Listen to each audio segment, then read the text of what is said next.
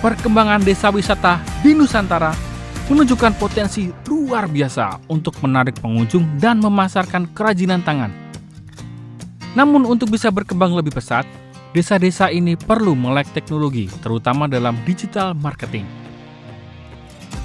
Dengan memanfaatkan aplikasi dalam telepon genggam, promosi wisata bisa dilakukan lebih efektif dan menjangkau audiens yang lebih luas. Kini, kabar baik datang dari pemuda Indonesia yang sudah mempersiapkan sebuah aplikasi khusus untuk para pengelola wisata dan juga pengunjung. Aplikasi ini memudahkan segala kebutuhan promosi, informasi, hingga transaksi produk kerajinan tangan yang dihasilkan oleh masyarakat setempat bisa diakses dalam satu genggaman. Dengan dukungan teknologi, desa wisata di pelosok Nusantara berpotensi menjadi destinasi unggulan yang tidak hanya dikenal di Indonesia, tapi juga seluruh mancanegara. Simak selengkapnya dalam Podcast Antara.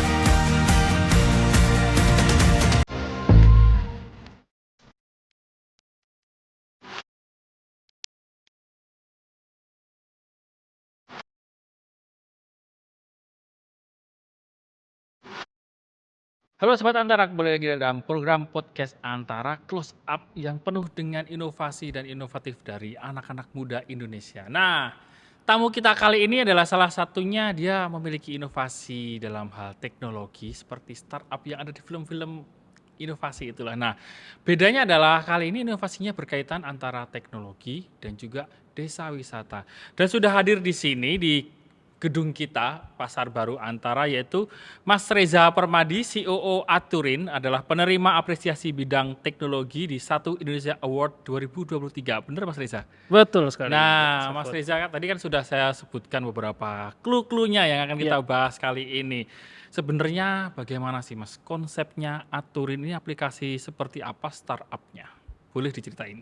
Oke, Aturin ini perusahaan rintisan betul. Bergerak di bidang teknologi dan fokusnya memang untuk pelaku pariwisata. Jadi kami menyediakan istilahnya software as a service atau SaaS. Ya. Dan fokusnya adalah untuk teman-teman pelaku industri pariwisata, spesifik lagi ke teman-teman di desa wisata. Betul. Jadi dari mudahnya sih user wisatawan bisa buka aplikasi atau platform tersebut, Aturin, kemudian teman-teman desa wisata itu sebagai pengelolanya dia punya software yang dia gunakan untuk pemasaran produk di desa, kemudian juga untuk manajemen di kepengelolaan desa wisatanya. Berapa desa wisata Mas yang sudah tercover sama Aturin? Kalau saat ini ada 204. 204 seluruh Indonesia? Seluruh Indonesia yang bermitra. Kenapa Mas memilih konsep seperti itu dan kenapa desa wisata?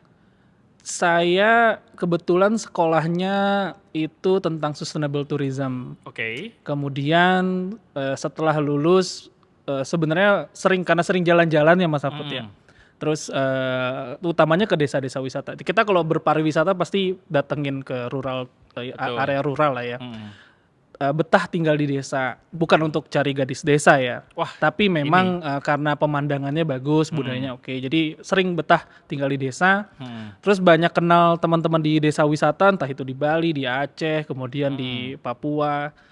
Akhirnya melihat kayaknya masalahnya sama nih di bagaimana cara memasarkan produknya. Kan produknya desa wisata tuh ada paket wisatanya, misalkan 2 hari 1 malam, trekking atau menginap di homestay, itu produk desa wisata. Selain pemasaran sama kepengelolaannya. Nah, makanya kita buatlah platform atau aplikasi itu untuk mempermudah pengelolaan desa wisata. Tahun berapa Mas Aturin itu dimulai pertama kali?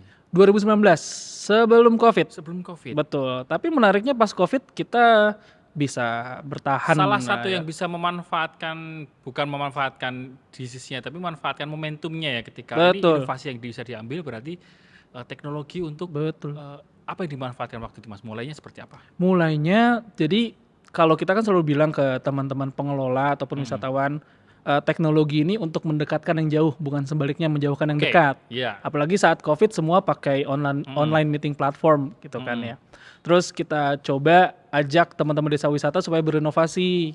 Ya udah kalian coba aja live streaming dari desa kalian, teman-teman yang di kota-kota besar yang nonton kalian. Itu judulnya virtual tour dulu kita bikinnya.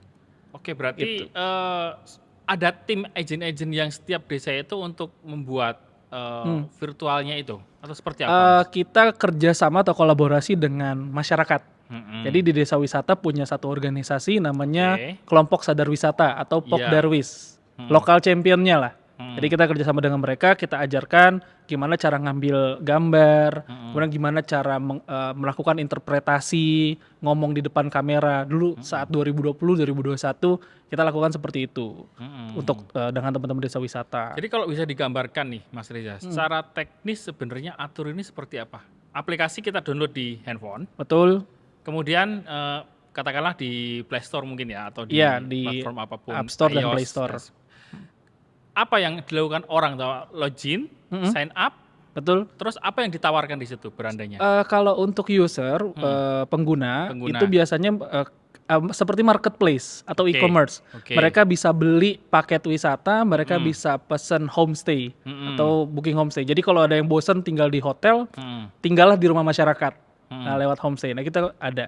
Tapi dari sisi masyarakat di desa wisata, pengelolanya, mereka punya dashboard atau software yang bisa mereka pakai untuk pemasaran paket wisatanya, produk-produknya. Jadi mereka Oke. upload seperti e-commerce pada umumnya lah. Iya, Ada yang iya, buka iya. toko, ada yang beli gitu.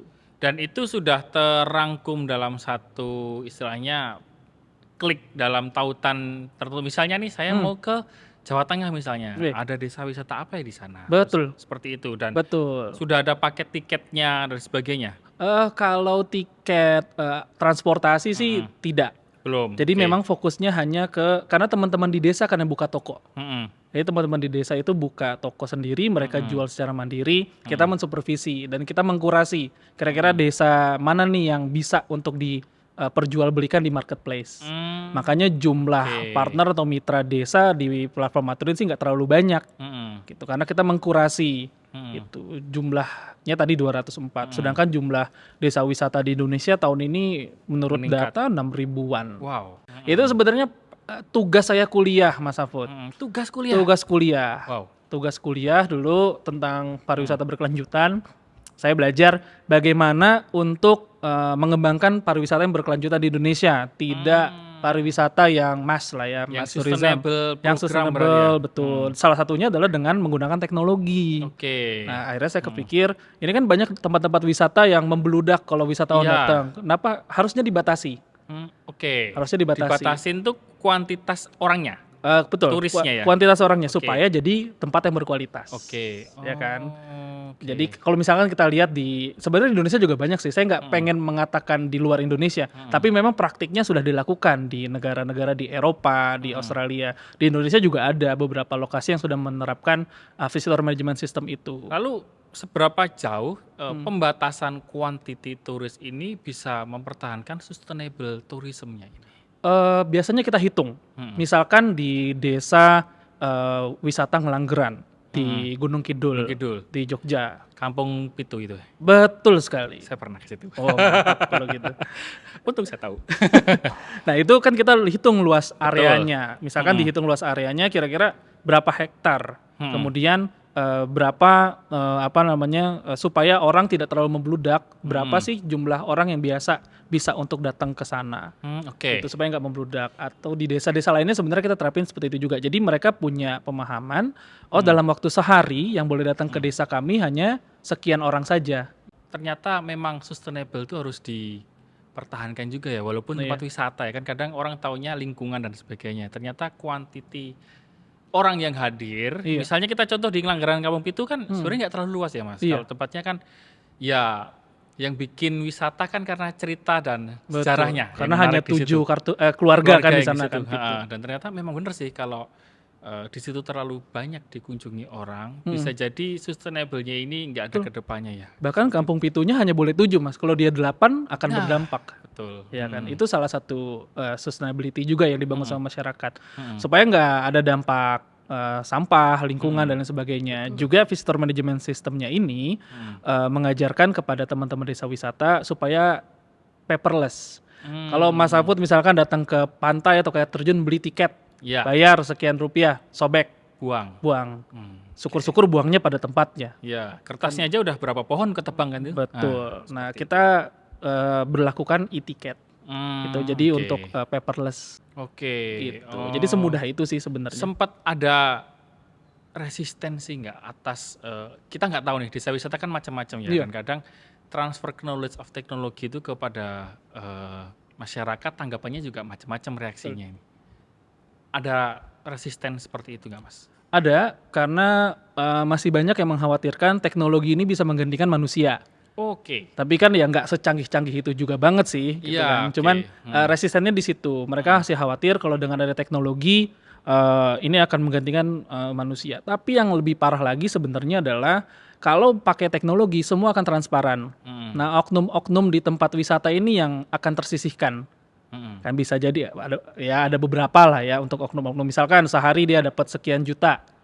Tapi kan kadang-kadang karcis yang beli 10 dikasih cuma 5 masuk kantong. Oke. Itu kan transparansi itu. Mengurangi ini ya potensi-potensi seperti Betul, itu kalau ya. pakai teknologi kan semuanya transparan.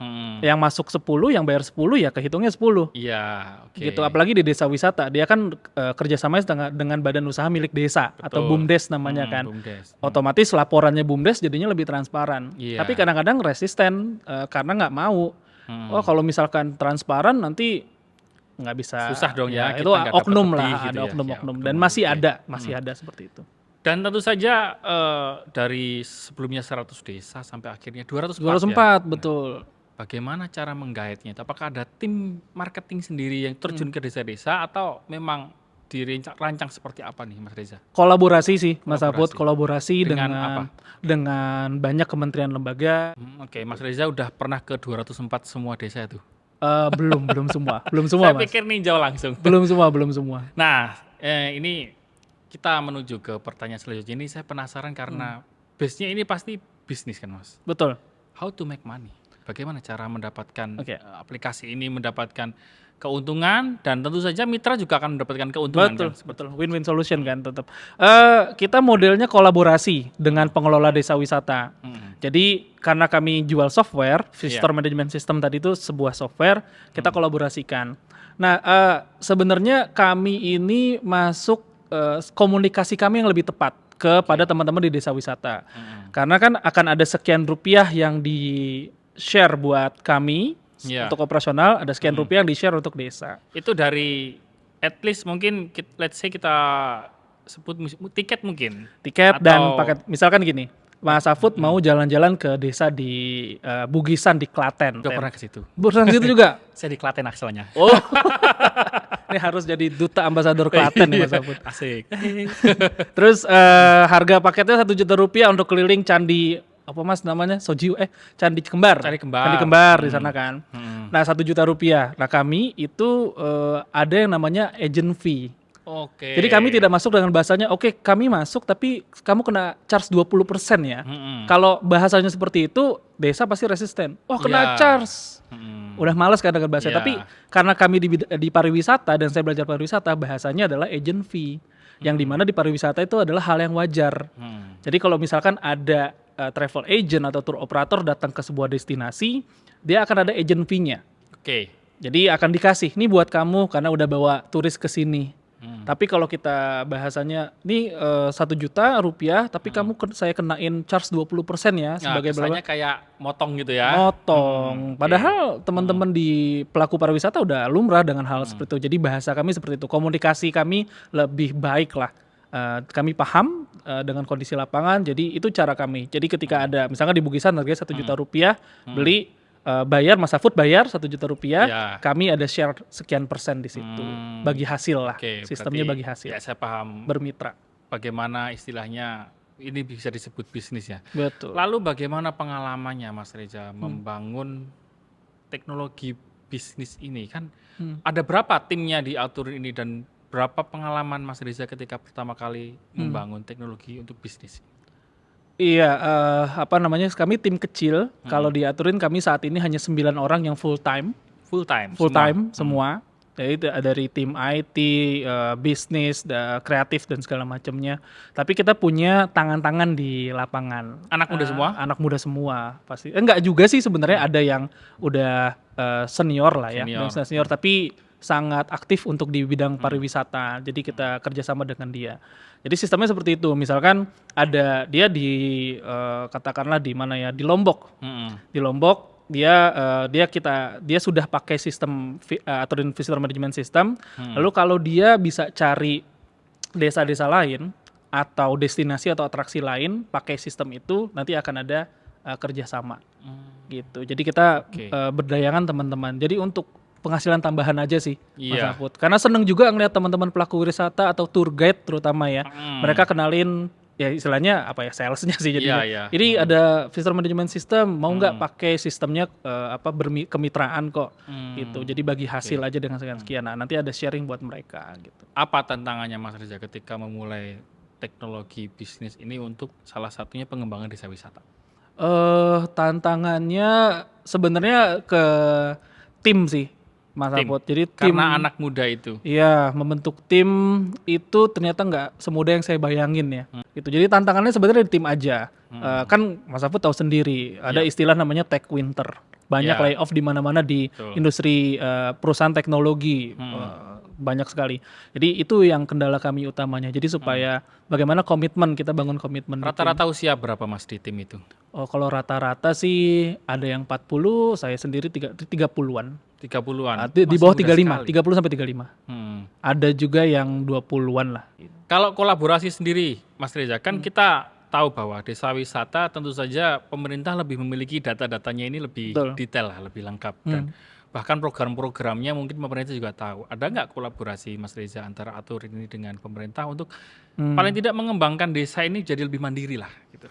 Ada. Jadi kami sudah menjadi mitra co-branding dari Kementerian Pariwisata dan Ekonomi Kreatif, Kemenparekraf. Jadi melalui program-programnya mereka sih, Mas. Jadi tetap dilibatkan di situ. Jadi programnya biasanya pelatihan kepada teman-teman pengelola desa wisata, lalu pendampingan.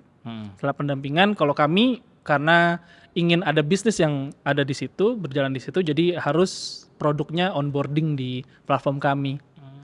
Gitu, supaya mereka bisa mulai jualan juga, kan dipasarkan. Kementerian Pariwisata kan ada yang kampanye ketika Bangga Berwisata di Indonesia. Oh, BBWI. Iya, betul. Apakah itu juga selaras dengan bisnisnya Mas Reza yang bisa dikampanyekan bersama gitu? Iya.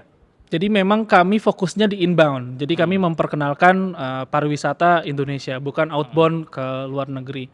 Harapannya memang kami mendukung kegiatan itu, BBWI itu, Bangga Berwisata di Indonesia. Itu saya kira program pemerintah pusat melalui Kemenkomarves, lalu Kemenparekraf juga. Jadi itu agenda nasional sebenarnya Mas Afud, dan semua orang harus mendukung itu. Dan kebetulan memang bisnis kami adalah fokusnya di Indonesia aja. Jadi turis asing kalau mau beli di kami, paket wisatanya juga bisa, dan bisa ke desa wisata, bisa kemana-kemana seperti itu. Jadi kita inbound. Apresiasi dari mitra bisnisnya sendiri, Mas, mungkin apresiasi dari masyarakat desa sendiri, mungkin ada istilahnya testimoni atau apresiasi ketika setelah mengikuti Aturin desanya menjadi lebih ramai dan menjadi lebih banyak istilahnya kesempatan untuk memutar roda ekonomi di sana. Apakah ada cerita seperti itu? Oh, ada. Jadi beberapa desa itu kami kan selalu bilang kami punya pasar sendiri. Gabung dengan Aturin itu, bermitra dengan Aturin, ini adalah salah satu aktivasi untuk perluasan pasar. Jadi kami punya market, kami kenalin lah desa wisata kamu gitulah ya istilahnya. Terus yang tadinya mungkin pendapatan mereka hanya ada 1.000 wisatawan datang sebulan. Tapi dengan bergabung karena kami punya market, kami kenalin tempat tersebut, jadi nambah. Bisa 1,5 kali lipatnya, bisa 2 kali lipatnya. Jadi ada perluasan pasar. Kami istilahnya seperti itu. Kemudian untuk mendukung desa berkelanjutan, mereka akan mengklaim kalau desa mereka udah go digital. gitu. Karena Oke. mereka ada website ya, microsite ya. Mereka punya microsite, mereka punya apa namanya sistem visitor management tadi. Mereka bisa ditemukan di internet paling mudahnya. Terus mereka punya pembatas apa namanya sistem untuk membatasi jumlah kunjungan wisatawan. Mereka udah desa digital dan mereka sudah desa wisata yang berkelanjutan. Tuh. Jadi Oke. itu added value Hmm. dari Aturin untuk teman-teman pengelola desa wisata. Kalau kita bicara omset sendiri atau keuntungan, apakah Aturin sendiri sudah berjalan untuk roda bisnisnya sendiri? Sudah.